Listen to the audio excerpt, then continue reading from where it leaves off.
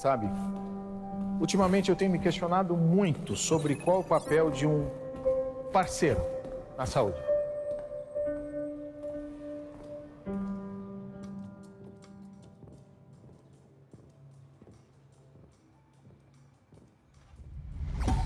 E será que vender é tudo que a gente precisa fazer?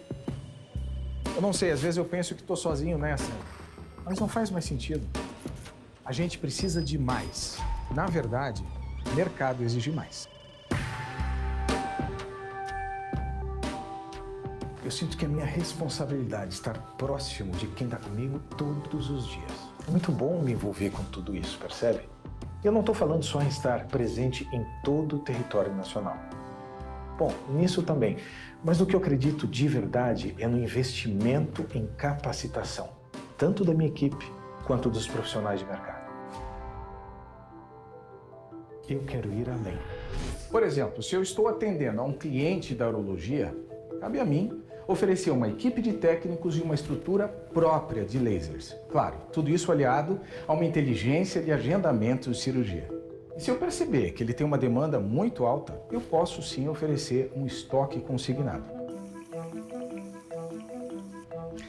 Ou quando vou atender um cliente de fertilidade, por exemplo. Faz parte dos meus deveres garantir a rastreabilidade da temperatura dos meus meios de cultura. Isso desde a fábrica até a clínica, de ponta a ponta.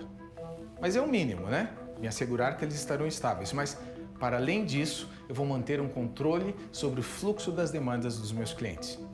Afinal, quem hoje em dia tem tempo para ficar se preocupando com o pedido de produto? E é claro que deixar as pessoas tranquilas a respeito de todas as questões legais envolvidas é sim uma responsabilidade minha. Certificado de qualidade, registro de produto, reposição de estoque. O quê? Ainda tem gente que não faz isso? E aí? Perceber como cada vez tem menos espaço para ser só fornecedor? Tá vendo? Nem todo mundo consegue ser parceiro.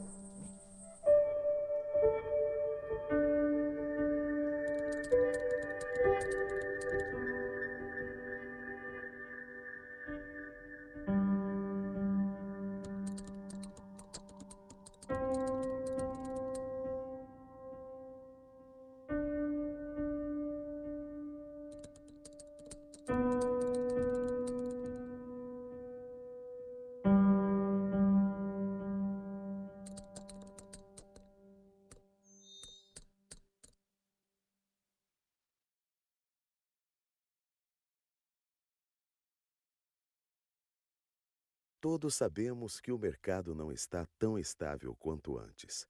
Com tanta coisa mudando, as últimas coisas que alguns fornecedores de produtos de saúde oferecem são certeza e segurança.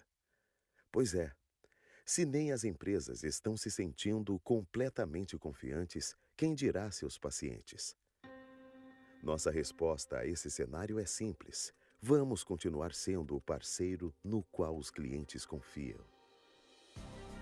Até porque o que faz a Handle ser protagonista em produtos, serviços e conhecimento não é algo que pode ser levado com algumas pessoas, e sim saber capacitar as que estão com a gente.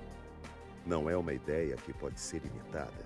É saber ao longo de 34 anos, junto a Cook Medical, criar diferentes soluções para cada desafio que se apresenta. Não se trata de poder de investimento, e sim decidir investir em estrutura e atendimento.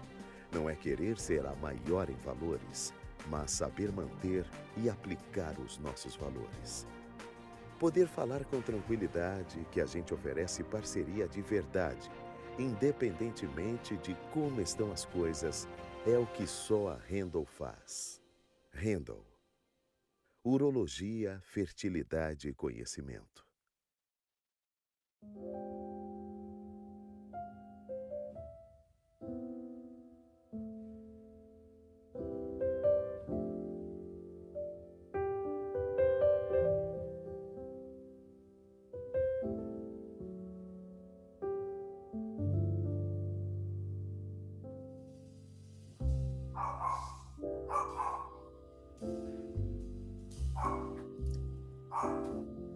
Boa noite a todos.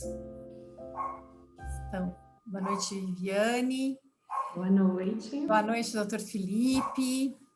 Bom, boa noite a todos. Para quem não me conhece, meu nome é Soraya Castelli, eu sou a gerente comercial da Handle Fertilidade. Gostaria de agradecer a presença de todos aqui nessa noite, já vi alguns nomes conhecidos, temos aqui algumas instituições conosco, pessoal da Maternidade de Brasília e várias outras instituições também. Muito obrigada pela participação de todos. Para quem não nos conhece ainda, né, a Handle é distribuidora exclusiva dos produtos Cook Medical no Brasil há quase 40 anos, né? E aí nós temos a linha Fertilidade, que engloba produtos na área de ginecologia. No caso, hoje vamos falar aí de um assunto bastante importante, que é a contenção de hemorragia pós-parto por atonia uterina. Temos também uma linha de reprodução humana, uma linha de medicina fetal e somos distribuidores também na área de urologia aqui no Brasil, né? Eu gostaria de apresentar, nossa equipe comercial está aqui presente, então eu quero apresentá-los também, estão aqui, vão colocar no chat depois as informações deles para o contato de vocês, que é a Camila Santos. A Camila é nossa consultora técnica para a região Norte e Nordeste, para a região Centro-Oeste do país e para o interior de São Paulo. O Fábio Magalhães, que é o nosso consultor técnico para a cidade de São Paulo e também para o estado de Pernambuco, e a Tainá Lopes, que é a nossa consultora para a região sul do país, tá? Então, como a gente tem aqui pessoas, né, de várias localidades, eu gostaria de pedir que o Fábio, a Camila e a Tainá deixassem seus contatos aí no chat, porque assim, se em algum momento algum profissional quiser tirar alguma dúvida ou pegar alguma informação específica, vocês já ficam com o contato dos nossos consultores, tá ok? Bom, queria agradecer bastante, né, a presença do Dr. Felipe, que é nosso parceiro já há bastante tempo. Nós temos um propósito na Handle, que é contribuir para a redução da mortalidade materna por hemorragia, né? O Dr. Felipe tem contribuído bastante conosco nesse sentido. Então, muito obrigada, Dr. Felipe. Temos ainda muito que evoluir, né? Temos ainda muitos passos a dar e a Handle segue nessa caminhada, ajudando, né, os profissionais médicos para baixar esses índices, né, no país. Uma morte totalmente evitável. Aí não sou eu a pessoa, obviamente, o Dr. Felipe pode falar com maestria sobre esse assunto, tá? E eu queria agradecer a presença de todo mundo daqui, né, da Handle Conhecimento também, que é a nossa área de treinamento, a Viviane, que hoje está conosco, a Tatiana, toda a nossa equipe de suporte, o Igor, e eu gostaria de passar a palavra para ela, que vai, então, dar andamento com todos nós essa noite, de como vai funcionar nossa webinar. Obrigada, Vivi, boa noite. Obrigada, Soraya. Boa noite a todos, espero que todos vocês estejam bem, com saúde, que é o que a gente mais quer nos dias de hoje, né? Em tempos de pandemia, esse é o nosso novo normal e a gente está cada vez mais habituado, adaptado a esse virtual, a fazer esse tipo de treinamento. Estamos aí há mais de um ano dessa forma. E assim que a gente encontrou de continuar perto de vocês e continuar compartilhando conhecimento. E agradeço a todos vocês por ter tirado um tempinho da noite. Sei da correria do dia a dia, de um hospital, o Dr. Felipe está aí no hospital, super corrido, e tirar um tempinho para estar junto com a gente é de grande valia, e eu agradeço imensamente vocês por isso. Eu sou a Viviane, como a Soraya disse, eu sou enfermeira também, então por isso que eu sei dessa outra realidade também, sou instrutora de treinamento pela Handle, que já foi apresentado também pela Soraya, nossa gerente comercial. Também vocês viram um vídeo institucional sobre a Handle. Vocês fiquem à vontade para fazer perguntas, tá, gente? Fiquem à vontade. Para isso, nós temos, logo aí embaixo, vocês conseguem ver um campo que está escrito Q&A. Esse campo ele é destinado para isso, para fazer perguntas durante a apresentação. Ao final, o Dr. Felipe, com toda a sua expertise, vai responder elas a vocês. Temos o chat também, que é para comentários. Vocês fiquem atentos ao chat também, porque às vezes as pessoas, como a Soraya disse, pode deixar contato aí no chat, que é para isso. Nós estamos aqui com o Dr. Felipe, e o Dr. Felipe vai falar conosco hoje sobre atualidades na hemorragia pós-parto. Vou falar só um pouquinho dele, tá bom? O Dr. Felipe, ele atua na Unifesp, como médico do Departamento de Obstetrícia. Ele é médico materno-infantil no Albert Einstein, é também instrutor de emergências obstétricas da SOGESP e membro da Comissão de Gestação de Alto Risco da FEBRASGO. Isso é um pouquinho, né, do vasto currículo do Dr. Felipe, que vai passar também o seu conhecimento para a gente hoje. Fica à vontade, Dr. Felipe, tenha todos uma ótima webinar e obrigada mais uma vez por estarem aqui com a gente hoje à noite. Então, olá a todos, muito boa noite, eu sou o Felipe, já fui apresentado aí pela Soraya e pela Viviane. Queria agradecer a Handle por mais essa oportunidade aí de estar junto, né, falando de um assunto que atinge a todos nós, né, hemorragia pós-parto. Espero que todos tenhamos aí uma noite agradável. No final teremos tempos para perguntas e respostas. Enfim, vou pedir licença e espelhar minha tela. E aí a gente já começa então a transmissão. Tá bom? Boa noite, boa aula aí a todos. Espero que gostem.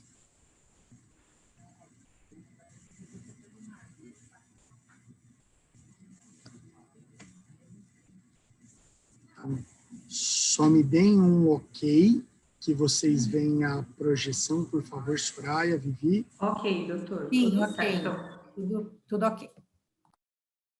Uma vez, vamos falar então de atualização sobre hemorragia pós-parto. Queria começar falando que as mulheres morrem não é de nenhuma causa misteriosa. As mulheres continuam morrendo no Brasil e no mundo de causas sabidamente parto é uma delas. Então, como é uma aula sobre atualização, né, eu queria começar trazendo um artigo do New England. Esse artigo ele foi publicado, como vocês podem ver, aqui no final de abril, na verdade, quase comecinho de maio. Então, um artigo que tem um pouquinho mais de um mês. Foi um artigo de revisão publicado numa revista de grande impacto, falando sobre hemorragia pós-parto. Então, já queria deixar a primeira referência bibliográfica dessa aula, né? Como é um artigo de revisão, traz muitas coisas conceituais, é um artigo para lembrar, né? Mas durante a aula a gente vai discutir passo a passo hemorragia pós-parto, lato sensu. Então, primeira referência da aula, artigo do New England, de um mês atrás. Por que discutir hemorragia é importante? Então, discutir hemorragia é importante. Por exemplo, eu estou em São Paulo, sei que grande parte dos ouvintes está em Brasília, né? Saibam que no Brasil a gente tem estados prioritários, onde hemorragia suplanta a hipertensão na mortalidade materna. São Paulo é só um deles, né? Desde 2015, São Paulo se morre mais por hemorragia que por hipertensão, né? Minas Gerais também isso acontece, em alguns outros estados do Norte e Nordeste. Como é que a hemorragia entrou na minha vida? Então, como vocês podem ver, eu estou de verdinho, né? Estou de plantão no Hospital Israelita, hoje eu sou médico da equipe materno-infantil da casa, né? Eu cheguei no Einstein em 2017, no comecinho. Não sei se vocês são familiares com o Projeto Parto Adequado. O Projeto Parto Adequado começou aqui em 2015. Inicialmente, o Projeto Parto Adequado tinha como intuito aumentar a taxa de partos vaginais. E sim, a gente conseguiu aumentar os partos vaginais em 10% na instituição. Só que a gente aumentou de uma maneira não proporcional à ocorrência de eventos adversos. Então, esses são dados aqui do Hospital Israelita, né? Sendo que, entre esses eventos adversos, um dos principais era a ocorrência de hemorragia pós-parto. E a gente não conseguia entender o que acontecia, porque uma vez que você faz mais parto vaginal, é de se esperar que você tenha menos hemorragia, já que a cesariana é um dos fatores de risco conhecidos para hemorragia pós-parto. Enfim, essa foto eu gosto muito, né? Entrando aqui em 2017, eu fui cadastrado, fui matriculado aí num curso do IHI, né, que é um dos parceiros do Hospital Israelita, junto com a ANS, do Projeto Pátria Adequada. E o meu projeto de melhoria, né, foi baseado em hemorragia pós-parto. Peço que vocês olhem em especial essa foto aqui do iceberg, né? E coisa de louça, botar conceitos, o que a gente quer, reduzir evento adverso, como vocês podem ver, aumentar a vigilância, prevenção, como é que a gente fez isso? Então, quero que vocês prestem atenção, em especial nessa figura do iceberg. Ela virou essa figura, aqui um iceberg mais bonito, eu diria.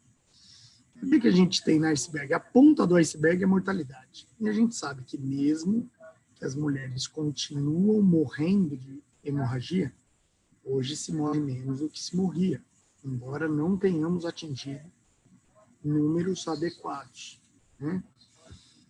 O que a gente vê de hemorragia? Obviamente, as mulheres que morrem por hemorragia viram notícia, né? Mas a gente consegue vigiar algumas coisas simples, como, por exemplo, taxa de transfusão no hospital, o número de esterectomias, né? E internação dessas mulheres em UTI, por exemplo, por choque hemorrágico. Isso é o que a gente chama de evento adverso visível. Mas abaixo da linha d'água, né, a gente tem uma parte muito maior desse iceberg. Aqui é mortalidade, aqui é morbidade. E essa morbidade é mais difícil de caracterizar. Por quê? Porque para caracterizar a morbidade, a gente tem que notificar, ir atrás, procurar. É simples. Se eu perguntar aqui quantas pessoas já viram uma morte materna por hemorragia, talvez uma ou outra já tenham visto. Eu, infelizmente, já estive em casos bem desesperadores, né? Mas, com sucesso, provavelmente todos nós aqui assistindo essa aula. E aí, o paciente ficou anêmica, o paciente teve alta com hemoglobina de 8, o paciente o quê? Não sei. Por quê? Porque isso a gente não quantifica o sucesso no tratamento farmacológico, a gente não quantifica sangramento intraoperatório, ou intraparto, ou pós-parto, na grande maioria dos serviços Brasil afora ainda. Enfim, então, para a gente conhecer, né, o universo da hemorragia pós-parto como um todo, a gente tinha que estudar, e isso era a realidade até dentro do hospital israelita. São dados aqui, de novo, do hospital, né? Esse é a nossa linha de base de transfusões, né? Transfusão foi o principal indicador que a gente optou por usar para vigiar a hemorragia pós-parto na instituição. Em geral, transfusão significa hemorragia pós-parto mais grave, mais severa, né? E o que a gente encontrou? No começo, né? Tá lá 2017, quando eu entrei aqui na instituição, a gente tinha uma linha de base de 2% de transfusões. Ou seja, aqui 100 partos, 2 pacientes tomavam sangue. Isso é pouco, isso é muito, enfim. O que era impressão da gente é que o nosso índice de transfusão, nossa taxa de transfusão tinha aumentado, né? Claro, a gente tinha meses mais hemorrágicos, onde esses 2% viravam 4%. Então, aqui no hospital, a gente tem uma média de 300, 400 partos por mês, em torno de 100 por semana. Então, você bota que toda semana, quase todo dia, dia sim, dia não, tinha gente transfundindo. E era essa a impressão que a gente tinha, que estava sangrando demais. Essa é uma foto que eu faço questão de colocar. É minha equipe de plantão. Aqui no hospital, vocês veem, os médicos usam verdinho, as enfermeiras do plantão usam rosa, né? Que é a Beth, a Thalita e a Adriana, né? E é uma foto que eu boto como forma de agradecimento, porque realmente foi a equipe de enfermagem que abraçou essa ideia e que fez o nosso protocolo acontecer, né? Então, em fevereiro de 2018, a gente instituiu um novo protocolo. Esse novo protocolo foi voltado para a hemorragia pós-parto, eu trouxe detalhes dele. E, com a instituição do novo protocolo, o que a gente encontrou? Vejam bem. Redução da linha de base, né, de 60% a 70%. Atualmente, a gente trabalha com transfusão menor que 1% aqui no Hospital Israelita. Então, mesmo a gente em torno de 2%, estando num número adequado, né, a gente conseguiu com medidas simples, nada do que a gente vai falar aqui é mirabolante, reduzir e melhorar muito a assistência e a segurança às nossas pacientes. Né? Estou muito feliz com esses resultados. Tá aí, uma foto minha autoria. Eu sempre falo que sangramento é difícil, às vezes, de quantificar, mas quando pinga sangue no chão, está sangrando demais, né? E aí eu queria deixar aqui uma pergunta. O serviço de vocês, e aqui a gente tem gente conectada de todo o Brasil, né? Ele tem protocolo específico para hemorragia pós-parto? Aí, questão 1. Vou pedir que vocês cliquem na resposta sim, não, ou só no papel. Tem um minutinho aí, eu vou submeter aqui a minha resposta. A gente tem aí uns segundinhos, a gente vai aguardar todo mundo responder. Igor, quando passar o tempo, você pode, por favor,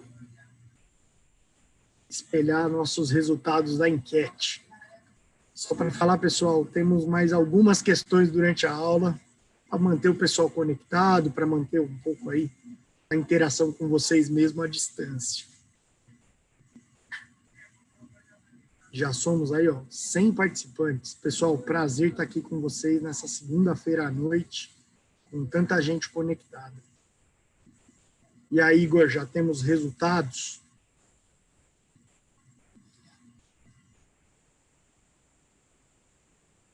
Então, aqui não tem certo, não tem errado. 77% dos serviços têm um protocolo, né, para hemorragia pós-parto. Então, eu queria dizer que qualquer protocolo é melhor que nenhum, né? E aqui a gente tem 13% de serviços ou de pessoas conectadas que trabalham em lugares ainda sem protocolo claro, né? E outros 10% que existe protocolo, mas só no papel. Então, protocolo no papel ou falta de protocolo dá quase 25%, 1 em cada 4, né? A gente precisa melhorar e eu trago verdades, trago notícias, trago coisas interessantes, em especial para esses quase 25% que ou não tem protocolo ou o protocolo está no papel. Não é fácil tirar uma ideia do papel, a gente precisa de trabalho e muita boa vontade, gente. Dificuldades a gente tem em todo lugar. Vamos lá, vamos seguir. Mas, no fim das contas, o que seria hemorragia pós-parto? Hemorragia pós-parto é um conceito, né, que a gente enfrenta uma dificuldade na definição. A definição tradicional data da década de 60, quando a gente falava que parto vaginal sangra até 500 ml. Passou disso, hemorragia pós-parto. E cesárea sangrava mais de 1.000, hemorragia pós-parto. Né? OMS, década de 60. Será que a gente não evoluiu nada de lá para cá? Evoluímos. Então, American College, né, quase 15 anos atrás, não há definição satisfatória. Olha que tristeza. Né? Se 15 anos atrás o American College não conseguia definir isso para vocês, não seria o Dr. Felipe que ia definir. Né? Alguns conceitos mudaram, mas vira e mexe, por exemplo, guideline australiano, mais de 500 no parto normal, mais de 750 numa cesárea. Guideline alemão, vide definição tradicional, então voltamos para os 500 e 1.000. Guideline austríaco, de 2008, as coisas começam a ficar um pouquinho diferentes. Olha, perda de 500 a 1.000 com sinais de choque. Aqui a gente entrou não só um volume, mas o que? A manifestação clínica dessa perda, né? Royal College, 2009, 10, 11 anos atrás. 500 a 1000, surgiu então um conceito de hemorragia maior, que é aquele de 1000 a 2000 moderada, ou mais que 2000 grave. Acho que não precisa ser muito científico para falar que uma mulher que sangra 2 litros no pós-parto é uma hemorragia grave. 2 litros é quase um terço da nossa volemia, gente. Vamos seguir. 3, 4 anos atrás, o American College, que 15 anos atrás não havia definição satisfatória, definiu. Então, em outubro de 2017, hemorragia pós-parto para o American College passou a ser 1 litro, independente da via de parto. Queria deixar claro, no Brasil a gente usa muito os conceitos do zero morte materna, da estratégia zero morte materna por hemorragia, né, que é uma estratégia da OPAS, da Organização Pan-Americana de Saúde, que tem mudado a mortalidade materna em algumas localidades do Brasil. E a definição do zero morte materna para hemorragia pós-parto é ainda a definição tradicional. Então, 500 ml no parto normal, 1000 numa cesárea. Essa é a definição 500 no normal, 1000 numa cesárea, que a gente usará no decorrer dessa aula. Vocês lembram daquele conceito, né, de perda de 500, perda de 1000, e aí de repente alguém na Áustria fala, olha, mas não importa só a perda, importa a repercussão da perda. Então esse é um artigo, talvez seja aí a segunda ou terceira referência bibliográfica da aula mais importante. É um artigo de um professor brasileiro, Rodolfo Paganella, da Unicamp, um cara muito legal, um amigo que estuda a morbidade materna.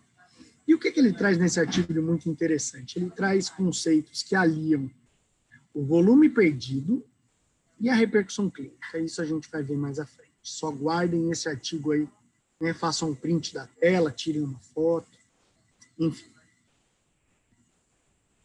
Esse artigo também traz alguns conceitos interessantes. ABC.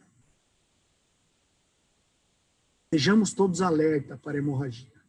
A hemorragia acontece em 80% das vezes nos casos ditos de baixo risco, de risco habitual. Então, todo caso de pós-parto deve ter atenção. Bleeding, pensar na causa do sangramento. E C, contenção do sangramento. Então, para pensar na causa e na contenção, a gente lembra dos clássicos 4T. Tônus, trauma, que é tecido, sobrou, né? Tecido trofoblástico, sobrou restos placentários, e o último, trombo, né? O quarto T. Até aqui, absolutamente nenhuma novidade. Os 4Ts é um mnemônico antigo que a gente usa, enfim, há bastante tempo. Mas e os 4 Rs? E aí, é do R1 ao R4, eu não sei se a maternidade aí em Brasília tem residência. Eu trabalho na Unifesp, trabalho aqui no Hospital Israelita, 2 hospitais universitários, 2 hospitais com residência, trabalho bastante com residente. 4 Rs. Esses Rs talvez sejam tão importantes quanto os 4 Ts. Então, primeiro R. Reconhecer uma hemorragia pós-parto. E o reconhecimento de uma hemorragia pós-parto está diretamente ligado ao A, né, do ABC, que é o alerta, estejamos alerta para o acontecimento. O reconhecimento está diretamente ligado à quantificação de perda, e a gente vai ver que isso faz a diferença. O segundo e o terceiro R andam juntos, então uma vez que você reconheceu que é uma hemorragia pós-parto, a gente precisa entrar com um bundle, com medidas imediatas de resgate, e claro, após cada medida, reavaliar, né, a evolução dessa paciente. Então, resgate e reavaliação andam juntos, né? E, por último, referenciar. Será que essa paciente está no local certo? Será que num hospital de risco habitual eu consigo fazer uma esterectomia? Será que aqui tem sangue? A gente tem que lembrar que o Brasil é muito grande e que dentro do Brasil temos vários Brasis, né? Enfim, conceito 4Ts, clássico, conceito ABC, alerta, bleeding e cessar o sangramento, ligados aos 4 Rs. Reconhecer, resgatar e reavaliar e referenciar. Mais para frente a gente vai conversar sobre perda e repercussão clínica. Então, já estamos chegando na nossa segunda pergunta. Calma aí, Igor. Para a segunda pergunta, eu quero que vocês considerem essas duas pacientes. Então, o paciente 1 é uma paciente de 23 anos, primigesta, uma gestação de 39 semanas, num trabalho de parto espontâneo, uma apresentação cefálica, uma altura uterina proporcional, com dinâmica 3/10 de 40 segundos, sem comorbidades. Como a gente chama essa paciente? Paciente de risco habitual. Eu não gosto de chamar de baixo risco, porque, como a gente viu, 80% das hemorragias acontecem no baixo risco. Então, eu chamo de risco habitual. Paciente 2, 36 anos, é uma quartigesta com 3 cesáreas, a gente chama isso de interatividade. 36 semanas, também uma gestação única, mas é uma paciente que tem pré-eclâmpsia, está usando o metildopa, né, o Aldomet, e chega sangrando, admitido por um quadro de descolamento prematuro de placenta. Igor, lança a segunda pergunta. Quero que vocês encarem paciente 1, risco habitual, paciente 2, iterativa, pré-eclâmpsia com DPP. Onde vocês trabalham? Essas pacientes seriam tratadas de maneira semelhante quanto ao risco de hemorragia pós-parto, quanto à classificação. Quero que vocês pensem com carinho nessa resposta. Temos uns segundinhos aí.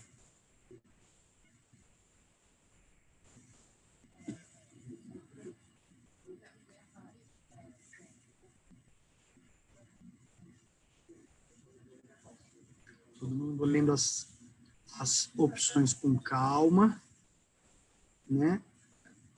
E aí, daqui uns segundinhos, o Igor vai jogar para a gente os resultados. Leiam com calma, a gente ainda tem uns segundinhos.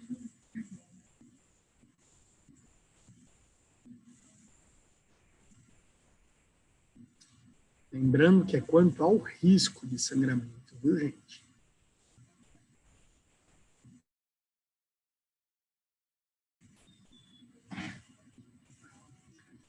Igor, quando você tiver aí a maioria das respostas, você publica para a gente.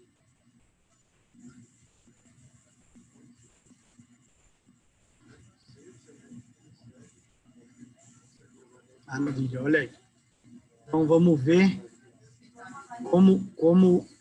como funciona para a maioria. Paciente de baixo risco, ou de risco habitual, como eu prefiro, receberia ocitocina IM, maravilha. E a paciente de alto risco receberia ocitocina mais um segundo uterotônico. Essa foi a resposta da maioria. Então, parabéns. Essa é a resposta que eu realmente queria ouvir, né? Olha lá, ó. Resposta 1, 13%. Paciente de baixo risco receberia 10 unidades IM pós-parto. Maravilha. É isso que a gente faz no parto eutóxico, vaginal ou cesariano, né? E tá certo. Isso é uma recomendação de várias sociedades, e a gente vai falar sobre a ocitocina um pouquinho mais à frente. Paciente de alto risco receberia só ocitocina caso o parto tivesse sido tranquilo. Eu não consigo pensar num DPP tranquilo, eu sempre digo, DPP, sala, pronto. Mas, enfim, a gente tem cesáreas por DPP que o sangramento não atinge 1 litro. Né? Então, esse é o significado de tranquilo, né, nesse parto. Então, um DPP, um tratamento oportuno, que não atingiu os 1000 ml de sangramento. Portanto, ainda não preenche critérios de hemorragia. Paciente de baixo risco receberia ocitocina se tivesse algum grau de sangramento aumentado. Isso não é profilaxia primária, isso é uma profilaxia secundária ou tratamento. Então, assim, toda puérpera necessita receber ocitocina, seja o parto tranquilo ou não. Ocitocina é a principal medida para a redução de hemorragia pós-parto. Só a ocitocina reduz em 50%, ou seja, metade a ocorrência de hemorragia. Então, não podemos deixar de fazer ocitocina, a gente deve fazer ocitocina de rotina universal, tá? ambas receberiam ocitocina EV no pós-parto. Maravilha, acho que essa é uma resposta ok, vai de acordo com alguns protocolos de instituições onde a profilaxia pós-parto não é intramuscular, é endovenosa, tudo bem. A gente só tem que lembrar, quando a gente faz ocitocina endovenosa, que a minha vida é curta. Então, se a gente faz ocitocina no baixo risco, em parto foi tudo bem, a gente tem que manter por pelo menos 4 a 6 horas, né? Mas e no alto risco?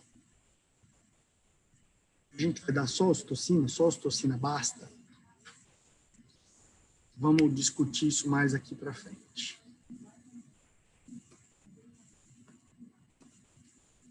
Esse é o protocolo adaptado aqui do Einstein, então. Esse protocolo da direita. O protocolo da esquerda californiano. Notem que ele tem cores e estágios, né? Cores e cada cor, cada faixa significa um tanto de sangramento ou uma repercussão clínica. Então, vocês estão vendo o estágio 0.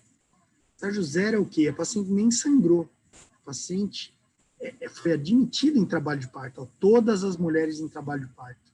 Estágio 0 é pensar em hemorragia pós-parto com lâmina interna, antes dela sangrar, antes de tudo, né? É que toda paciente aqui no hospital israelita recebe.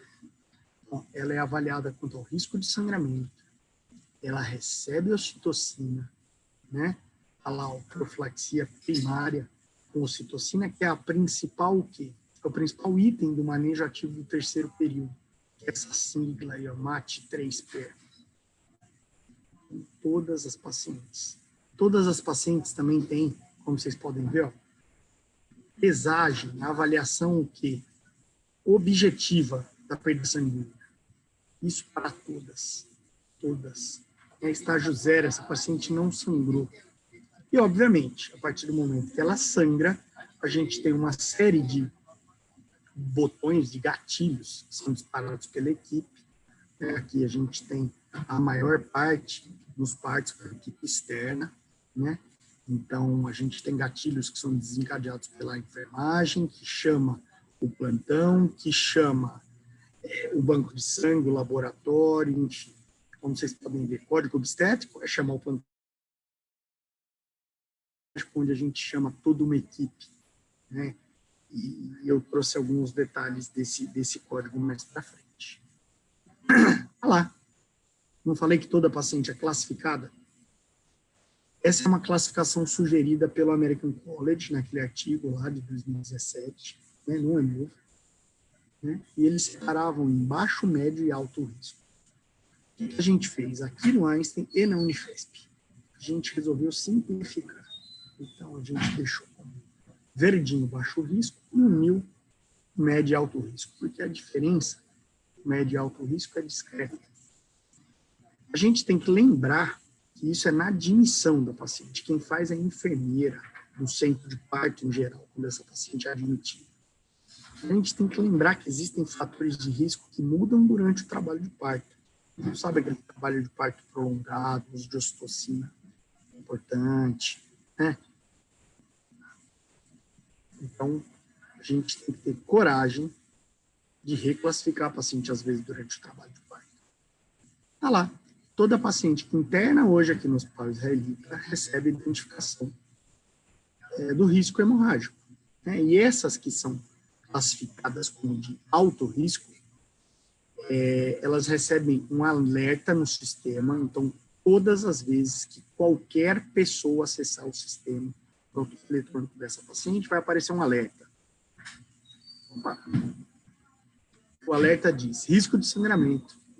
Então, isso anteriormente era voltado apenas para o uso de algumas substâncias, algumas medicações de controle, por exemplo, hemorragias, heparinas, ou anticoagulantes, ou uso de AS, antiagregantes, enfim. Lembrando que é o hospital geral, tem hemodinâmica, enfim, trombolíticos, né? E hoje esse alerta no Cerner, ele é lançado pela equipe do centro de parto. Então, na presença de fator de risco, e lembre-se, aqui a gente simplificou, fator de risco é alto risco, ponto.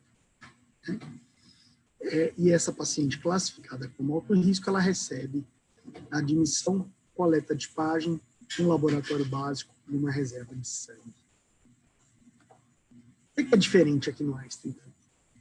A gente falou o quê? Né? 50% falaram que as pacientes de baixo risco receberiam ocitocina e as pacientes de alto risco, né, que no caso era a nossa paciente 2, paciente do DPP que chegou 100 gramas, receberiam um segundo uterotônico. Isso me deixou muito feliz, estou muito feliz mesmo. Por quê? Porque traz a imagem, traz na memória a ideia de dar mais profilaxia para quem precisa mais. Então, paciente que não é de risco habitual, paciente de alto risco hemorrágico, ela se beneficia de um uterotônico extra, de uma profilaxia. Como é que a gente faz a profilaxia? Essa foi uma modificação, se vocês verem em cima, tem escrito PTA, Protocolo Técnico Assistencial aqui do Hospital Israelita. A gente introduziu o uso do misoprostol profilático. Né? O misoprostol profilático, quando a gente tem um parto que tenha transcorrido bem, não preenche critérios de hemorragia pós-parto, mas tem fatores de risco. Então, imagina, um gemelar que nasceu e foi tudo bem, ou um polidrame que não teve hemorragia, mas tem fator de risco, essas pacientes de rotina recebem a ocitocina, que é universal, e um segundo uterotônico. Então, o segundo uterotônico, que pode ser a ergometrina, o ergotrate, o metergin, ou o misoprostol profilático, que aqui a dose é um pouquinho menor que a de tratamento. 600 tratamento, 600 profilaxia, 800 tratamento. Né? Nossa, mas será que isso é custo efetivo? Tá lá, uma profilaxia vai usar 3 comprimidos de miso, vai gastar em torno de 80 a 90. Achar que sangue é gratuito, mas sangue é um dos insumos mais caros dentro de um hospital. Né? Então, uma bolsa, não é uma transfusão, porque às vezes a gente transfunde mais de uma bolsa, né? Uma bolsa de concentrado de hemácias aqui no hospital custa em torno de R$2.000. Lembrando, com a modificação do nosso protocolo, a gente reduziu em até 70% as transfusões. Então, sim, foi muito feliz e muito custo efetivo. Tá lá. Pelo menos 50% dos colegas aí estão concordando comigo. Vamos dar mais uterotônico, vamos dar mais profilaxia para quem precisa mais, para quem é de alto risco. Então, uma revisão sistemática do Cochrane, né? Vocês veem que o nosso protocolo aqui do Einstein, que indicava o segundo uterotônico, era de fevereiro, graças ao pai, em abril saiu essa revisão do Cochrane mostrando o quê? Que um segundo uterotônico, né, além da ocitocina, ou seja, a associação de uterotônicos para profilaxia, tá vendo aqui, ó? Preventing, para prevenção, profilático, é uma medida positiva. Né? Nesse estudo, a redução foi em torno de 50% de transfusão. Então, resultados muito felizes. Paciente 1, ocitocina. Paciente 2, ocitocina e misoprostol. Lembra que ela era hipertensa, não podia usar ergotrate. Mais uma modificação do nosso protocolo aqui institucional. Então, a gente não quantificava perda intraparto. Era um problema, né? Porque às vezes a paciente está anêmica no puerpério, ou está taquicárdica, você vai ver, tem uma hemoglobina de 6 e você não sabe onde a paciente sangrou. Por quê? Porque simplesmente não quantificaram a perda. Né? Com certeza sangrou entre o parto e o pós-parto, mas para onde foi esse sangue? Ninguém viu. Então, assim, existem várias técnicas para quantificação de sangramento, todas têm pontos positivos e pontos negativos. O que a gente adotou aqui na instituição foi o peso de compressas. Então, como é que a gente pesa a compressa? Muito simples. A gente pega as compressas no final, então aí tem 20 compressas, né? A gente pesa as compressas sujas, né? Então, acho que todo mundo está vendo aí que tem bastante sangue, deu 1,5 litros, 20 compressas, 1,5 litros no final. A gente faz uma conta básica, cada 5 compressas tem 100 gramas secas, né? Então, se a gente desconta os 400 gramas da compressa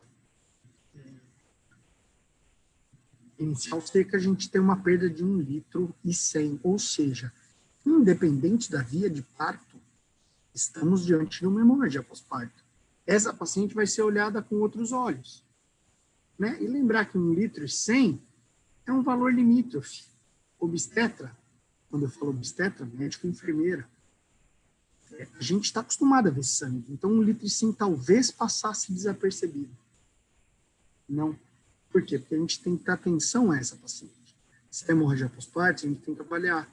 Vale a pena dar Transamin? Opa! Vale a pena deixar um segundo uterotônico? Até tratamento aqui, depende da causa da hemorragia, mas sim, né? E principalmente, sabendo que é uma paciente com hemorragia, a gente tem um olhar diferenciado para essa paciente. Igor, bota a questão 3 na tela aí, meu. Sabe a paciente número 2, aquela do DPP? Pois é. Ela estava em pós-operatório imediato, de cesárea, né? E você foi chamado para avaliá-la. Estava na RPA, na recuperação pós-anestésica. Ela estava pálida, 3 cruzes, com sangramento vaginal importante. Não precisa de muito para a gente fazer um diagnóstico de hemorragia pós-parto. Aqui não importa muito a perda. Esse paciente está tendo o quê? Provavelmente repercussão clínica, né? Olha a taquicardia, frequência cardíaca de quase 130, uma pressão de 8/4, ou seja, pressão sistólica abaixo de 90, a gente fica muito preocupado.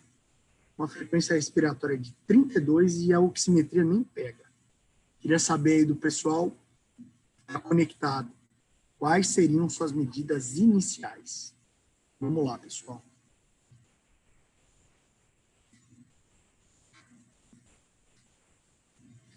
Eu já respondi, mas para mim é fácil, fui eu que fiz as perguntas, então espero que esteja todo mundo aí conectado ainda.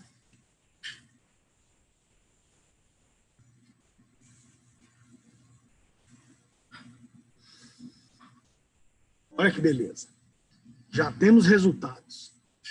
Então assim, ó, estamos diante de uma hemorragia, espero que ninguém tenha dúvida. A dúvida ficou quase meio a meio. Metade, enfim, toma as medidas iniciais, então.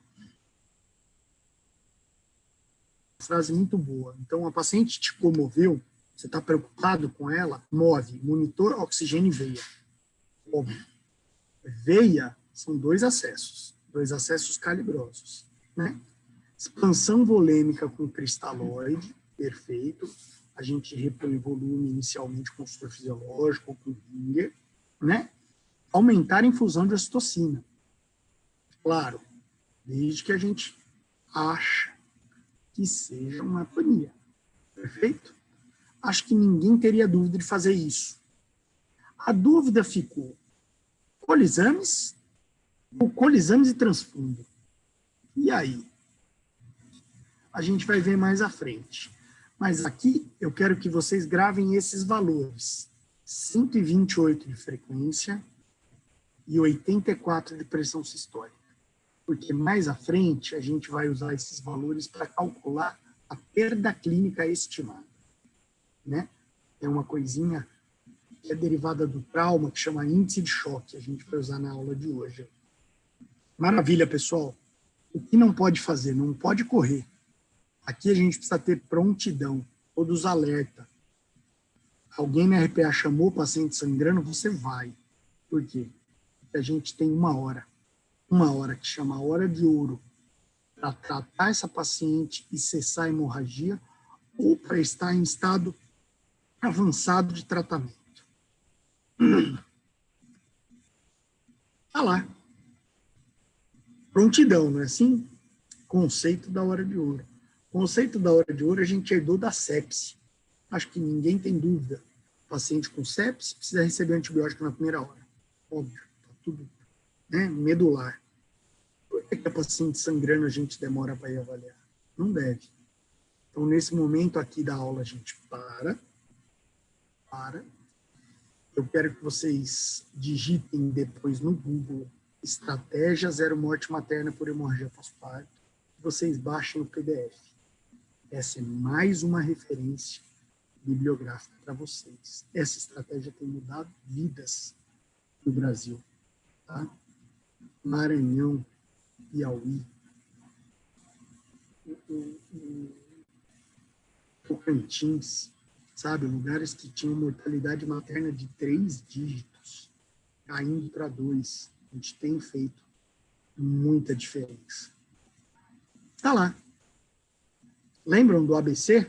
Alerta, B e C, bleeding e cessar contenção do sangramento. Lembram do artigo lá da Unicamp, do Rodolfo? Esse é um quadro deles, olha lá. O pessoal ficou na dúvida, vou colher exames. Óbvio, colhe exames. Você precisa ter um basal, não é isso? Que exames eu vou colher? Está lá, ó. Um hemograma ou um HB com plaqueta, que plaqueta a gente precisa saber. Um coagulograma com fibrinogênio, se você tiver. Se essa paciente não tiver tipada, né, era um risco habitual que sangrou, beleza. Tipem e mande vir sangue, né? E tá lá o teste do tubo seco, né? A gente bota 10 ml de sangue num frasquinho, cola na parede e vê em 10 minutos se não coagula, se coagula metade ou se coagula 100%. Um teste rápido para saber como está a coagulação de uma maneira geral. Quem tiver fibrinogênio, a possibilidade, olha, fibrinogênio abaixo de 100, é hemorragia pós-parto grave, ponto, não tem muita conversa, sabe? E na ressuscitação volêmica dessa paciente, na terapia transfusional, ela não vai precisar só de concentrado de hemácias. Com certeza a gente vai precisar repor esse fibrinogênio perdido. B, pensar nos 4 T's. Pensar nos 4 T's e agir. Agir conforme os 4 R's. Então, a gente já, o quê? Resgatou e reavaliou. Primeiro R, reconhecer. Segundo, resgate, reavaliação. Reavaliação do quê? Claro, você vai dar o quê? Cristalóide, não é assim? Então, corre 500, reavalia. Respondeu, melhorou, parou o sangramento? Não. Corre mais 500 aberto e reavalia. Quanto de volume a gente faz hoje? A gente faz hoje até 1,5 litro. Por quê? Se essa paciente precisa de mais de 1,5 litro de cristalóide, tem que dar uma notícia para vocês. Ela não precisa só de cristalóide. Provavelmente vai entrar sangue. Tá bom? Próximo. Lembra da quantificação de perda? Maravilha. Então, aqui a gente vai falar um pouquinho da quantificação de perda e da repercussão clínica. Botei aí para vocês verem. Perda. Menor que 500. Menor que 500, todo mundo está feliz, não é assim? Depende. Você pode ter uma paciente tão espoliada, sangrou tanto até chegar no hospital, sangrou 200 no hospital, mas esse 200 faz muita falta. Então, tá vendo o SI embaixo? Chama Shock Index, índice de choque. É o que a gente vai discutir assim. Perdeu de 500 a 1.000. O que é isso? Uma cesariana normal. Não é assim? Até 500 parto normal, até 1.000 a cesárea. Então, 500 a 1.000, uma cesárea normal. E aí? Pacientes respondem igual à perda de 750 ml? Não, essa é a resposta. Porque você tem aquela paciente com 14 anos que nem devia estar grávida, não é, que pesa 50 quilos e que perdeu 750 ml, e você tem aquela obesa de 120 quilos, hiperativa, que perdeu 750 ml. As pessoas respondem de uma maneira diferente. Então, independente do volume perdido, o cálculo do índice de choque é fundamental. Para que a gente calcula o índice de choque? Aí. Porque o índice de choque guia o quê? A nossa ressuscitação, o nosso bundle, o nosso R de resgate. Então, se eu tenho índice de choque acima de 1, eu considero transfusão. E o índice de choque, quanto mais alto tiver, obviamente, mais eu vou considerar essa transfusão. A gente vai ver mais à frente que o índice de choque ele se altera antes dos parâmetros isoladamente. Olha lá, uma mensagem para todo mundo. Transfusão não deve se basear no nível de HB. somente sangramentos agudos, viu, gente? Não estou falando de anemia falciforme, hemoglobina de 4, não. Estou falando de sangramento pós-parto, perda aguda. A gente se baseia na clínica para a transfusão. Um dos grandes aliados é o índice de choque. Como é que funciona esse índice de choque? Ela é uma conta simples. Frequência cardíaca dividido por pressão arterial sistólica. Então, quero que vocês calculem o índice de choque daquela paciente do DPP que sangrou. Frequência cardíaca era 128, com pressão arterial sistólica de 84. Quanto vai dar esse índice de choque?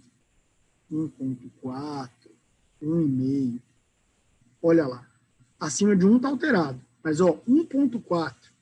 Necessidade de terapêutica agressiva com urgência. Abrir protocolo de transfusão maciça. Aqui não estou falando para dar uma bolsa, dar 2 bolsas. Existe protocolo de transfusão e protocolo de transfusão maciça. A gente considera a transfusão quando o índice de choque está 1. Claro, depois das medidas iniciais. Né? Então, nossa paciente em questão, 1,4 de índice de choque. Sim, tem que dar sangue. Medidas iniciais e sangue. Aqui, a gente digita, né, 70555, esse é o telefone do código hemorrágico. Em 20 minutos, eu tenho o resultado básico de HB, eu tenho o coagulograma básico, né, que é o rápido, que é feito de ponta de dedo. E eu tenho 2 bolsas, que, enfim, se a paciente tiver tipada, é tipo específica, ou, se ela não tiver tipada, são O negativas. Tá? Então, a gente consegue, mas a gente não consegue sozinho. Para isso, a gente precisa de reuniões com o laboratório, a gente precisa de reuniões com o banco de sangue, e a gente precisa mostrar para eles essa importância. Porque no trauma, enfim, aí em Brasília, eu garanto que se o paciente chega chocado, o sangue vai. Por que na obstetrícia não iria? Né? Então, é uma questão de ajustar. Quanto maior o índice de choque, então, hoje a gente não usa mais 0,9, a gente tem usado 1. Quanto maior o índice de choque, a interpretação é o quê? Mais grave a paciente, até chegar ao que? Alto índice de resultado materno adverso. Né? Quanto maior o índice de choque, maior tem que ser a prontidão e a agressividade na resposta. Um outro caso. 10/7 de pressão. Arranca suspiros de alguém, falando, nossa, essa paciente está chocada. Em geral, não. Então, se te ligam só com a pressão, você fala, não, 10/7 está tudo bem. Claro, você não olhou que a paciente está com uma frequência de 140, branca. Então, hemorragia pós-parto não é só pressão. Hemorragia pós-parto, você tem que avaliar o paciente como um todo. A gente calcula o índice de choque 1,4. Essa paciente evoluiu com sangramento importante no andar. A gente tentou medidas conservadoras e acabou evoluindo, infelizmente, com uma esterectomia. Essa paciente perdeu o útero, tomou 4 bolsas de sangue, né? E sim, finalmente já estava em CIVD. Um caso grave, o paciente perdeu o útero, né? É uma tristeza alterar o futuro reprodutivo de uma paciente, mas a gente vai ver que a esterectomia, às vezes, é sim um procedimento necessário. Útero tônico, primeira linha de tratamento. Aqui não é profilaxia, aqui já estamos tratando, essa paciente já sangrou. Então, lembra do quadrinho do protocolo? Não é estágio 0, aqui é estágio 1, o paciente está sangrando. Principal causa de sangramento, atonia, 70%. Então, carro-chefe, primeira linha. Útero tônico, como é que a gente faz? Ocitocina, em geral a gente faz 5 unidades PV um pouco mais rápido, mas não em bolos. É importante que a ocitocina não seja feita em bolos. A ocitocina deve ser infundida 3, 5 unidades, em 3 a 5 minutos. Tá? E sim, se foi feito endovenoso, né, porque aqui a gente está tratando, não é profilaxia. Se foi feito endovenoso, a gente deve fazer uma dose de manutenção. Então, a gente bota de 20 a 40 unidades num soro. Corre EV no mínimo em 4 horas. Lembra, quando você faz intramuscular ocitocina, profilaxia, você não precisa de manutenção. Toda vez que você faz ocitocina endovenosa, você precisa deixar a dose de manutenção, que a meia-vida é curta. Segunda droga, metilergonovina, Ergotrat, metrigine. Tá lá. Como que a gente pede Ergotrat? Uma poliêmine, né? Assim, o útero tá mole e faz uma poliêmine. Maravilha. É mais ou menos assim. Lembrando que a gente pode fazer aí um total de 1 miligrama em 24 horas. Cada ampolinha tem 0,2, ou seja, você pode fazer até 5 ampolas. Então, você faz a primeira, você pode repetir em 20 a 30 minutos, se aquele útero ainda não atingiu um tônus adequado, mas dificilmente essa segunda dose vai fazer tanta diferença. E você pode manter uma ampola IM de 8 em 8. Tá? E o misoprostol?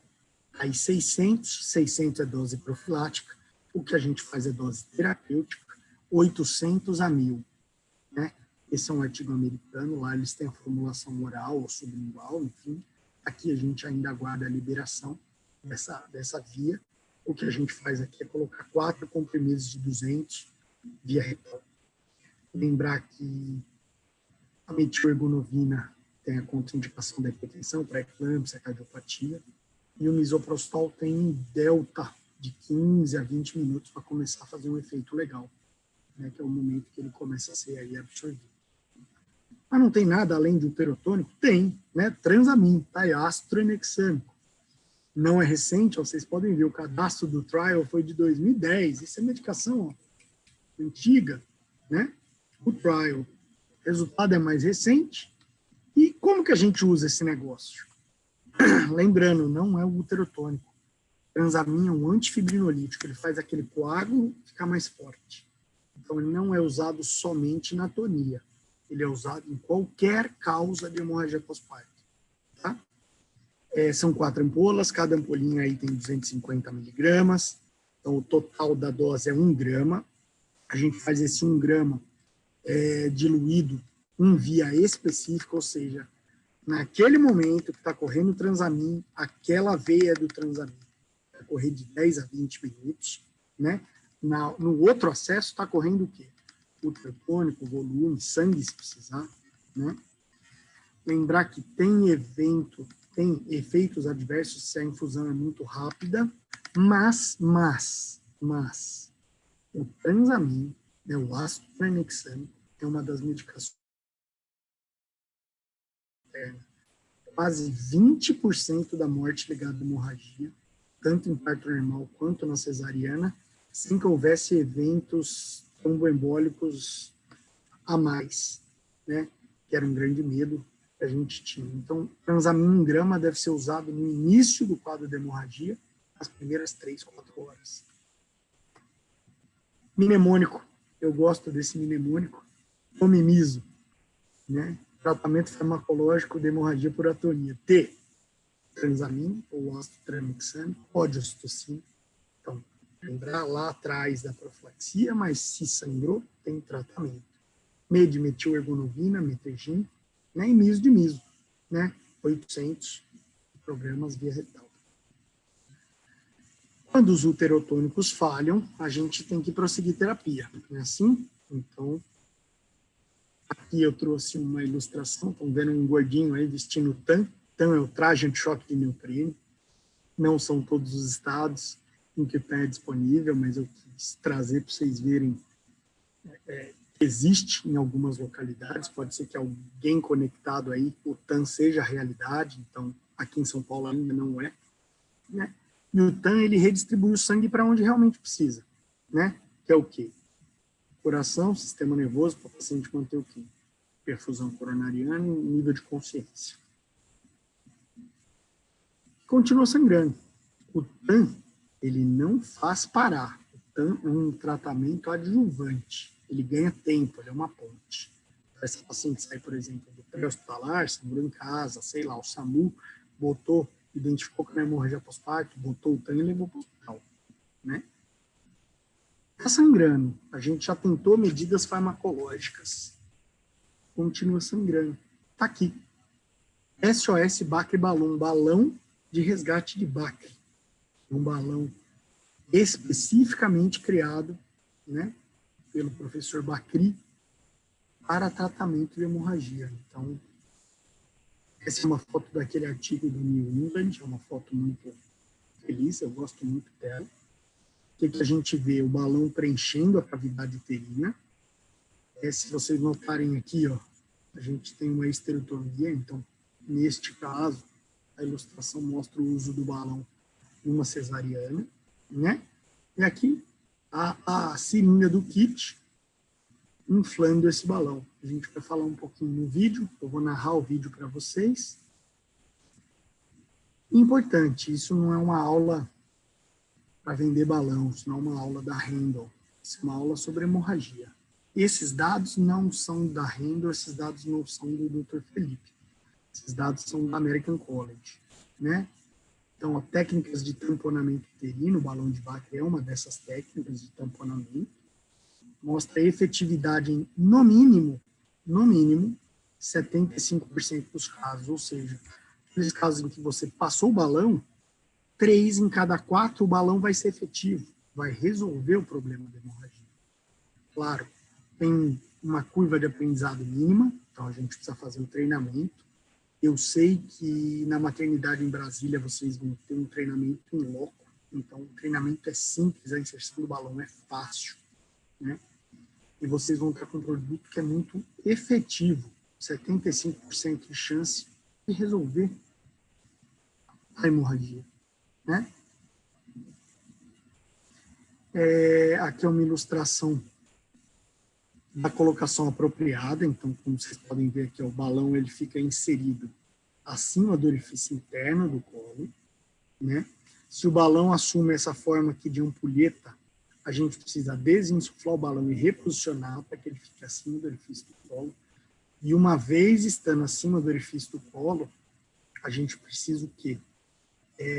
Fazer um tamponamento uterino, um tamponamento vaginal, desculpa, para manter esse balão na posição, né?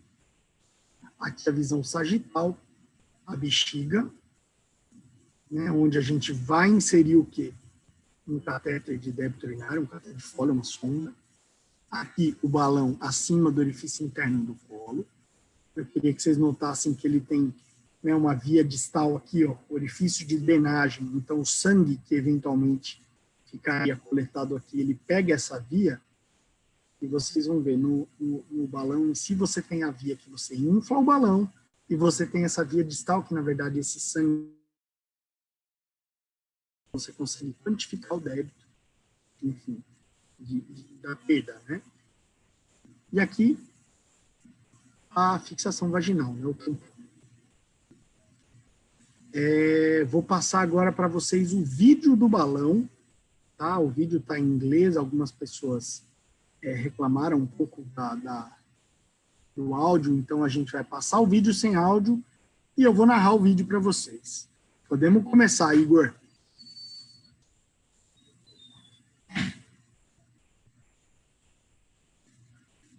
Então, ó, o kit vem assim, esse é o kit do balão de Bakri. O que vocês veem? A seringa de 60 ml, o balão em si, que é de silicone, uma válvula unidirecional e um equipe. Essa é a inserção via vaginal. Então, ó, a gente introduz o balão até o fundo uterino. A gente pode ter a técnica manual ou a técnica instrumental. Você pode usar um DLI para levar uma pinça, né? Quem tem controle ultrassonográfico pode olhar se o balão está no fundo. Mas o balão também pode ser inserido, como vocês veem nessa figura, via cesariana. Qual que é a diferença na técnica? A gente passa a primeira via distal, né? Um auxiliar que está fora de campo, né, pega a via vaginal, e quem está no campo intraoperatório posiciona o balão. É feita a esterorrafia, e quem está fora do campo infla esse balão. Quando a gente infla esse balão, existe um mecanismo de inflagem rápida, a gente vai ver a seguir, né? Mas o objetivo dessa inflagem, ó, você conecta o equipo num bag de soro de 500. Por que 500? Porque 500 é o volume máximo do balão, certo? Agora é vermelhinho com vermelhinho. Então, final do equipo vermelhinho, com a válvula unidirecional vermelhinha. É simples, é um mecanismo de rosca. Você conecta todo esse sistema no balão propriamente dito, que já está posicionado, né? E a todo esse conjunto você conecta a seringa. Quando você puxa a seringa, o soro vem do bag de soro, graças a essa válvula direcional, unidirecional. Quando você infunde, a gente infla o balão. Esse é o mecanismo de insuflação rápida, né? Por que até 500? Porque 500 é o volume máximo. Esse balão comprime a parede uterina e como a pressão no balão é maior que a pressão arterial média, o sangramento cessa. A gente fecha a via de inflar o balão, desconecta o sistema e conecta, enfim, a via distal e o coletor. Lembrar que às vezes ficam coágulos aqui, a gente precisa fazer um flush para lavar essa via. Para desinsuflar, a gente faz a desinsuflação progressiva, a gente tira 50 ml a cada 30 minutos, então lento e progressivo. E a retirada é feita via vaginal. A permanência máxima do balão é de 24 horas. Né? Durante esse período, a gente precisa manter o uso de uterotônico e é fundamental o quê? Vou voltar a espelhar minha tela, tá?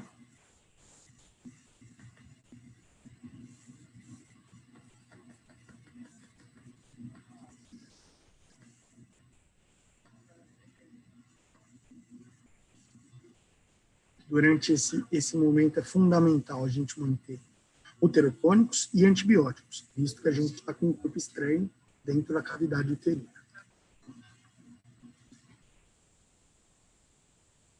Alternativas ao uso de balão, né? São alternativas. Então, aqui a gente tem, por exemplo, a sutura compressiva de Belint. Belint é classicamente a mais conhecida, tá? Mas o tipo de sutura a ser utilizada no útero, que está sangrando, em geral a gente usa sutura para casos em que você já fez a laparotomia, então ficam, em sua maioria, né, nas cesarianas, né? Mas o tipo de sutura escolhido depende da região do útero que está sangrando e da etiologia. Se é etiologia atonia, se é etiologia arcretismo, certo? Então, clássico Belint, aqui vista de frente, né? Então, são 3 pontos. O primeiro ponto entra aqui, ó, na estereotomia. O segundo ponto é na parede posterior, dentro da cavidade, tá vendo? Então, você entra aqui, passa pela cavidade e volta posterior. E o terceiro ponto é um ponto novamente vertical, aqui na outra extremidade da estereotomia, então ponto vertical, ponto horizontal, ponto vertical. Você faz o teste de compressão, então se o auxiliar comprime o útero, a gente vê se o sangramento para. Se o sangramento para, a gente fecha a esterografia, né? Fecha a estereotomia, faz a esterografia, e aí então amarra o ponto Belint. Quando os métodos conservadores falham, então a gente tentou tratamento farmacológico, a gente, enfim, voltando, se você estiver disponível ou não para ganhar tempo, a gente tentou balão, a gente tentou uma sutura hemostática, a gente tem que prosseguir terapia. Então a esterectomia, né, é um recurso ainda hoje muito útil e utilizado. Lembrar que ele não deve ser uma medida de regra, a esterectomia é uma medida de exceção. Né? Lembrar que o balão resolve, por exemplo, 3 em cada 4, então 75% de sucesso. Mas a esterectomia deve ser considerada nem tão cedo para que seja adiantada, e a primeira medida, óbvio. Né? Então, aquela, não, ela tem 3 filhos, vamos tirar o útero. Resposta errada. Né? Quando você faz uma esterectomia, esse paciente tem morbidade. Né? Mas também não deve ser considerada tão tarde, para que seja tarde demais e esse paciente já esteja, por exemplo, aí, em coagulopatia. A esterectomia, em geral, a etiologia de atonia subtotal, né? E lembrando que na atonia, você insistir para tirar o colo, naquele afã de fazer uma esterectomia total, aumenta também a morbidade. Então, tiracolo é para esterectomias cujo sangramento é do setor ali embaixo, setor S2, que a gente chama, e, em geral, ligados ao acretismo. Queria mais uma vez agradecer, somos agora mais de 100 conectados ainda, então, pessoal, muito obrigado. Queria me botar totalmente à disposição para responder as dúvidas, para tirar, enfim, questões. Queria me botar à disposição também no Instagram, eu tenho 2, o Dr. Felipe Floretti Acompanhar, é meu Instagram ginecologista, né, obstetra, e o @paternatal é um outro projeto de paternidade. Depois que eu fui pai, a gente muda, né? E, enfim, queria terminar de novo agradecendo a vocês que estão presentes e a Handle pelo convite.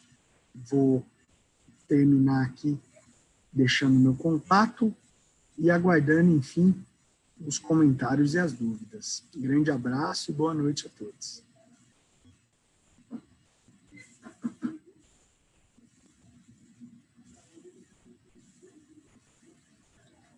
Opa, temos algumas aqui, ó, algumas perguntas já sendo feitas aqui, ó.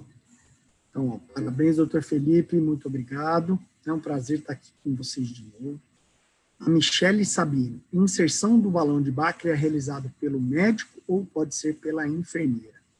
Então, assim, eu não trabalho com esse tipo de situação em que só o médico faz ou só a enfermeira faz. Eu acho que a equipe tem que estar totalmente alinhada para que a gente tenha um bom resultado. Então, no parto normal, sangrou. É um parto que está eutóxico? Não, estamos enfrentando dificuldades. Chama a equipe. Se você é médico e está fazendo parto, chama a enfermeira para te ajudar. Se você é enfermeira e está fazendo parto, chama a equipe médica. Né? Acho muito importante você ter uma equipe de enfermagem que sabe lidar com o balão de Bacre.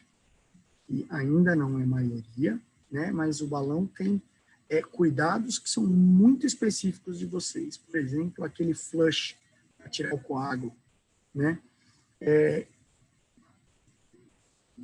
Não adianta, pessoal, por exemplo, vocês estarem operando, né? Cesariana, sangrou, nossa, vamos passar o balão na cesárea. Beleza. E a enfermeira que está no centro cirúrgico, ela nunca usou balão, ela não sabe. E aí? Quem vai pegar a via distal do balão na vagina? Quem vai fazer a insuflação? Não é ela? Então, assim, não é médico, não é enfermeira. Eu acho que a gente tem...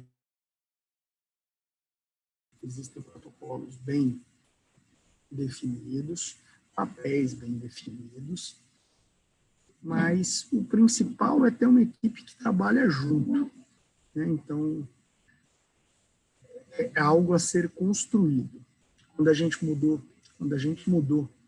o protocolo aqui no Hospital Israelita, eu tinha acabado de chegar. Então, eu era o cara que ia fazer as enfermeiras trabalharem mais. Você imagina. Então, agora tem que quantificar perda, agora tem que classificar paciente. Ixi, agora essa paciente vai precisar de miso. Fala, mas não sangrou nada. Ó, tá aqui, ó, 400 ml. Enfim, pessoal. Algo a se construir esse trabalho em equipe.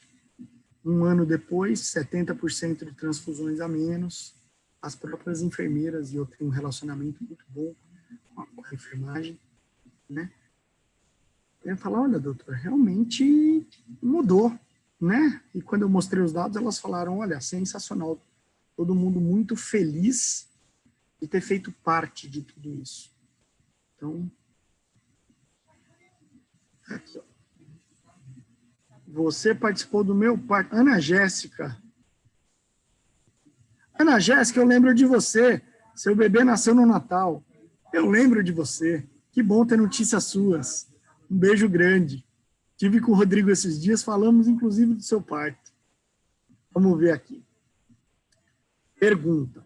Você já usou ou usaria direto no êmbolo 5 até 10 unidades? Ocitocina direto. Ocitocina nunca deve ser feita em bolos direto.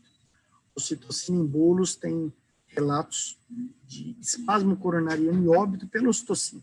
Então, ocitocina, na atonia tratamento, a gente dilui ou 3 ou 5 unidades, né? Anestesistas gostam de uma regra que chama regra dos 3, 3 unidades, cada 3 minutos, até 3 vezes. Então, anestesistas usam 9 unidades de ocitocina V em 10 minutos, então 3 a cada 3 minutos. Infusão lenta, né?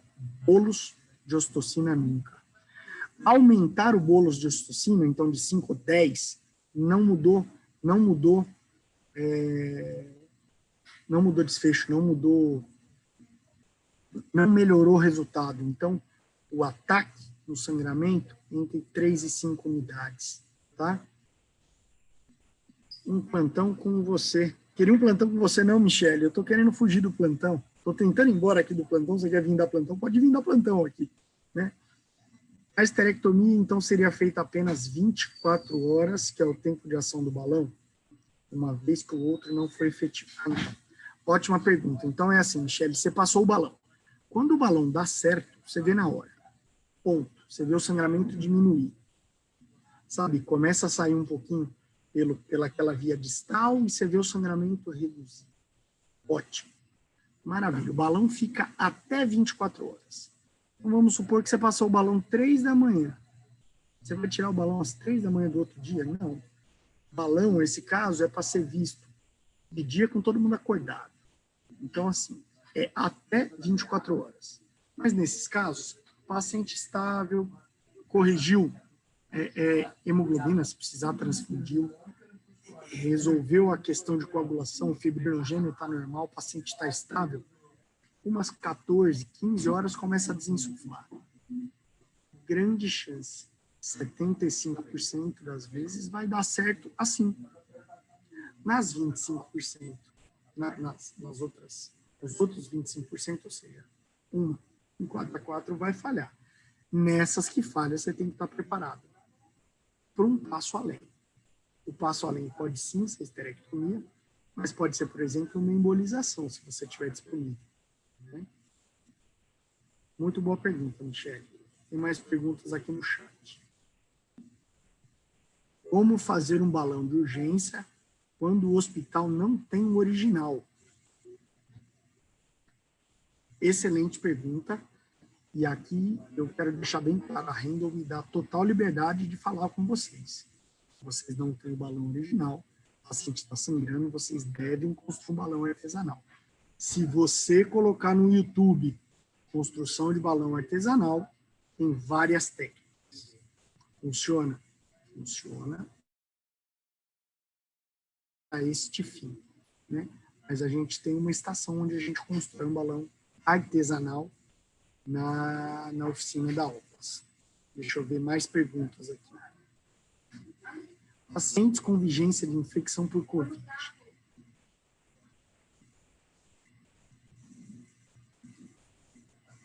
Alguns artigos sugerem não usar ergotrate em atonia. No protocolo de vocês tem usado ergotrate ou só ocitocina, miso e tranexamina? Anne Caroline. Anne Caroline, eu vou ser sincero. Nunca li nada sobre ergotrate na atonia em pacientes com Covid. Acho que é uma pergunta muito específica. Prometo que eu vou te responder. Hoje é segunda, sexta-feira, a gente tem uma aula de atualização só sobre Covid e gestação aqui na Unifesp. Eu mesmo vou levar a sua pergunta. Por favor, para não perder seu contato, me mande uma mensagem lá no Instagram, @Dr. Felipe Favoretti Campanharo. Prometo te responder na sexta-feira. Até quantos dias pós-parto devemos considerar uma hemorragia pós-parto? Recebi uma paciente com 7 dias pós-parto, com sangramento intenso, que precisou de concentrado de hemácias. O ultrassom não tinha alterações. Então, pergunta da Gabriele Carrijo. Oi, Gabriele. A gente precisa fazer um ponto de corte aqui. Existe hemorragia pós-parto primária, né, que é essa hemorragia pós-parto no período de Greenberg, nessa primeira hora pós-parto. né, que é a imensa maioria dos casos. E existe uma coisa que a gente chama de hemorragia pós-parto tardia. Eu acho que você estava diante de uma hemorragia pós-parto tardia, 7 dias depois do parto. Também já tive casos assim. Quando são casos de hemorragia tardia, a gente tem que pensar em duas coisas. Se foi uma cesariana eletiva e o colo estava muito fechado, muito espástico, a paciente pode ter feito uma síndrome que chama síndrome do coágulo retido. Então, esse colo, uma vez dilata, desce tudo e acabou. Mas consome o fator de coagulação, sangra muito. Às vezes a paciente precisa ir para curetagem, né? Uma outra coisa que pode estar relacionado à hemorragia mais tardia é resto. E infecção tem que estar sempre, né, com a pulga atrás da orelha. Então, hemorragia tardia, você estava de frente de uma entidade um pouco diferente, mas que o manejo, de uma maneira geral, é semelhante. Então, pensar na causa do ter relacionado, aqui a gente tem que pensar em resto, a gente tem que pensar em infecção e a gente tem que pensar em tratar a causa. Então, se for resto, tem que pensar em curetar e, sim, fazer esse útero contrair. Colo tá pérvio, maravilha, Votrate, Miso, Citocina, anticultura. Precisar transfundir? Maravilha, pode transfundir.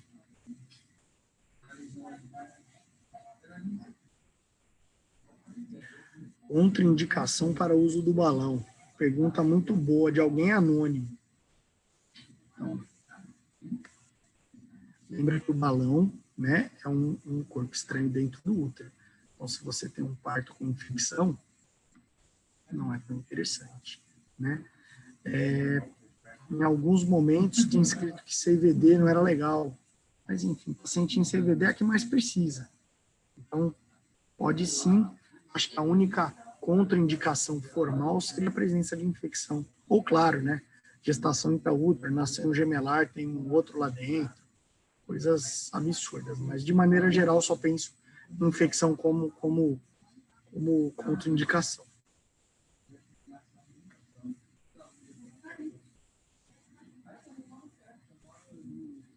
Mais perguntas, gente?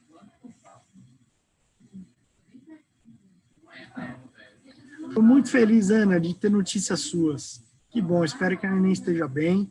Beijo grande. Pergunta do anônimo. Eu não sei quem é esse anônimo, mas ele está bem interessado. Anônimo. Antibiótico precisa ser mantido após remoção. Antibiótico que a gente fala é antibiótico de amplo espectro. Nossa, o mesmo antibiótico que a gente faz em cesariana. Não, o antibiótico é profilático e ele fica enquanto durar a permanência do balão. Claro, tirou, faz mais uma dose, ok. Mas não, ele não precisa ser mantido terapêutico. Tá bom?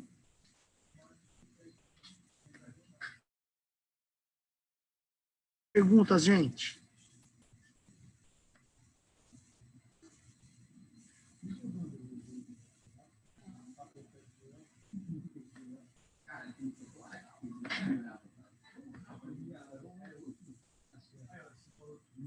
E aí, ninguém mais? Sem dúvidas de hemorragia pós-parto? Eu tenho tantas.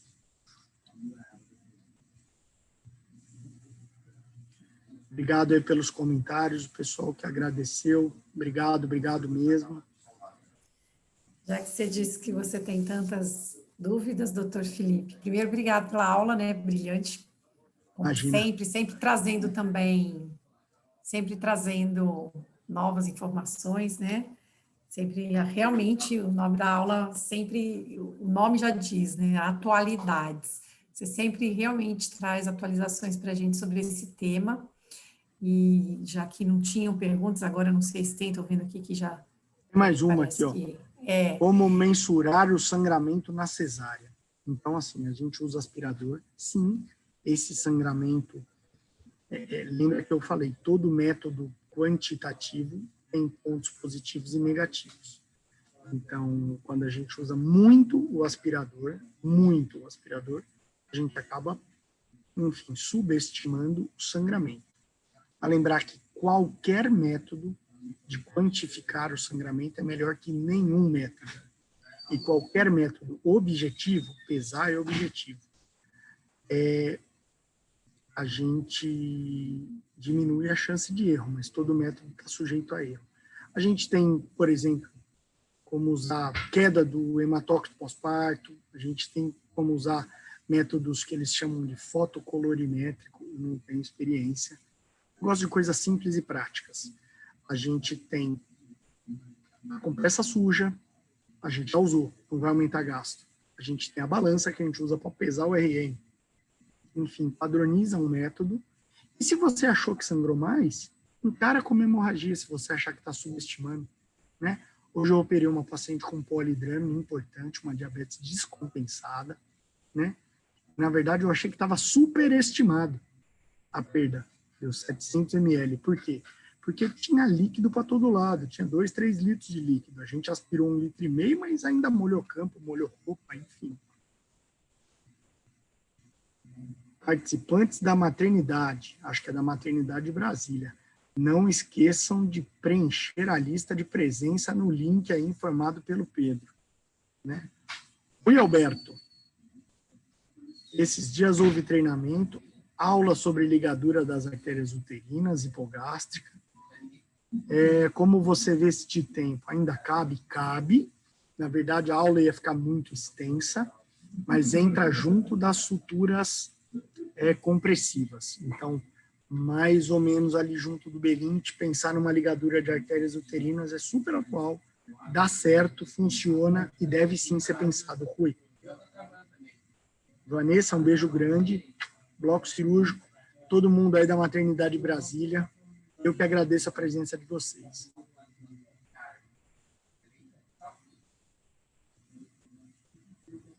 Tem pergunta no QIA também, doutor. O balão pode ser associado com bilinte? Tem umas perguntas também aqui, tem mais uma pergunta no QIA. Tem pergunta? Tem Balão pode ser associado com belinte? Pode. Balão pode ser associado com belinte. Existem séries já de casos, né? Obviamente, você passa o ponto de belinte, você passa o balão, posiciona o balão, passa o ponto de belinte, depois você fecha o útero, amarra o belinte e infla o balão.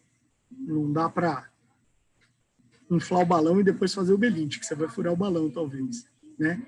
Então, posiciona o balão, passa o belinte, dá sim e é uma medida, vou falar de resgate, mas sim, é possível e há vários casos na literatura mostrando já essa associação.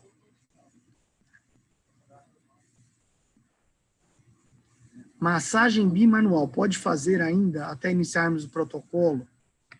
Pode, Lucila, deve. Na verdade, existem técnicas de massagem, uma clássica, né, que é a manobra de Hamilton, né?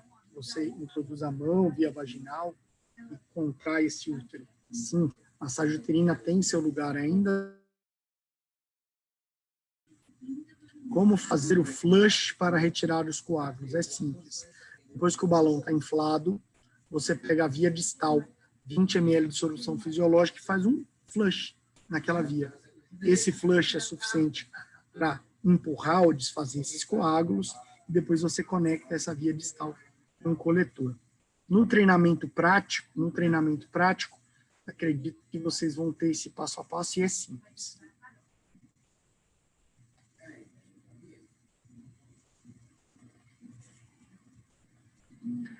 Pergunta da Natália. Utilizar uterotônicos mesmo antes de identificar a causa da HPP? Se não for atonia, infundir apenas cristalóides ou concentrado de hemácia? Então, pergunta boa. Então, quando a gente trata todas as hemorragias como é atonia, a gente perde 1/3. 70% é atonia, 30% não é. Então, começar com uma atonia, você vai estar tratando a causa principal. Ok. Mas sempre que você tem uma atonia, você deve insistir em procurar uma causa extra. Tá? Se não for atonia, cristalóide ou hemácias, depende de quanto ela sangrou. Aqui a gente usa o índice de choque para se guiar, independente da causa. O índice de choque está acima de 1,4, transfusão, sangue, independente da causa. Só laceração de trajeto, enfim, alguém vai suturando e o sangue vai correndo. Não dá para perder tempo. Lembrem-se da hora de ouro.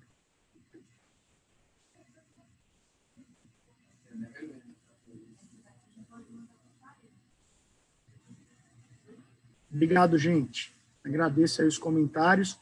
E quem puder, entra lá no Instagram, me siga, vira e mexe, eu posto algumas coisas lá de hemorragia, de eclâmpsia. Minha área de atuação é emergências obstétricas.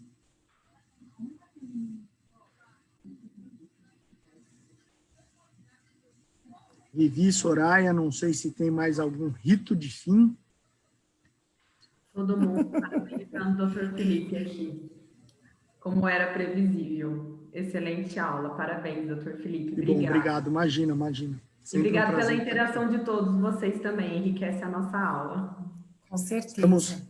Estamos longe, claro que pegar na mão, passar o balão, atividade prática é mais legal, é mais rica, mas mesmo à distância a gente está aqui trazendo algumas novidades para vocês. Uma das coisas que eu não falei, mas que podia deixar, né, é o uso profilático do Transamin. Então, pacientes que têm um risco de sangramento elevado, sei lá, vai operar um acretismo, né, que tem estimativa de sangramento acima de 1 litro. O uso profilático de Transamin também teve resposta para sangramentos grandes, acima de 1 litro. Abaixo disso não teve diferença. Então, vai operar um acretismo, deixa o Transamin aí. O anestesista faz antes, junto da indução anestésica. Muito bom. Ótimo. Era a pergunta que eu ia fazer antes de termos várias perguntas. Você disse que você tinha tantas dúvidas. Eu falei, então compartilha com a gente aqui para a gente poder fazer uma troca. Eu sempre tenho dúvidas. Eu imagino, né? É um assunto tão... Esse uso profilático do Transamin, do ácido tranexâmico, ele saiu publicado no New England no mesmo número daquele artigo de revisão sobre hemorragia. Então, quem tiver acesso, já pega os dois. Vale já consegue. É novo, né? Informação nova também, isso que é importante. Nova não, já tem 1 mês, Soraya. Não, mas é nova.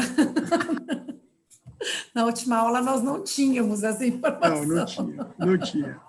Por isso. Não, excelente aula, quero agradecer, não sei se alguém tiver ainda mais alguma dúvida, lógico, fica aberto. Agradecer a participação do Dr. Rui Truitz, que está aqui conosco também, sempre propagando os treinamentos, né, também de hemorragia lá na região dele. Obrigada pela presença, viu, Dr. Rui? E o pessoal também da Maternidade Brasília, essa semana, Viviane, né, e Camila vão estar lá fazendo esse treinamento prático, que é bastante importante, né? Se outra instituição, aqui nós temos também, acho que algumas pessoas de instituições que já participam de treinamentos práticos conosco, mas se tivermos aqui alguma instituição que tenha interesse em poder fazer esse treinamento prático, entre em contato, por favor, com os consultores, né, que se apresentaram no começo da nossa webinar, o Fábio, a Camila e a Tainá, que aí a gente pode conversar junto com o pessoal de treinamento, né, da Handle Conhecimento, que nos ajuda muito nesse papel aí de difundir as técnicas, né, para a redução da mortalidade materna no Brasil. A gente pode ajudá-los, tá bom? É isso, mais uma vez, obrigada, doutor Felipe, aula sempre muito esclarecedora, muito didática, muito obrigada, viu? Obrigada a todos pela presença, realmente. Quem quiser mandar a mensagem via Instagram, fique à vontade. Com certeza, um prazer, fico feliz que as pessoas possam se conectar também e que a gente possa ajudar nesse desenvolvimento, na capacitação dos médicos e dos multiprofissionais aí que atuam nessa importante tarefa. Tá bom? Ótimo, imagina. Gente, obrigada, boa noite. Obrigada, gente. Boa noite a todos. Obrigada, Vivi. Obrigada, doutor Felipe. Até mais. Tchau, tchau. Tchau, tchau.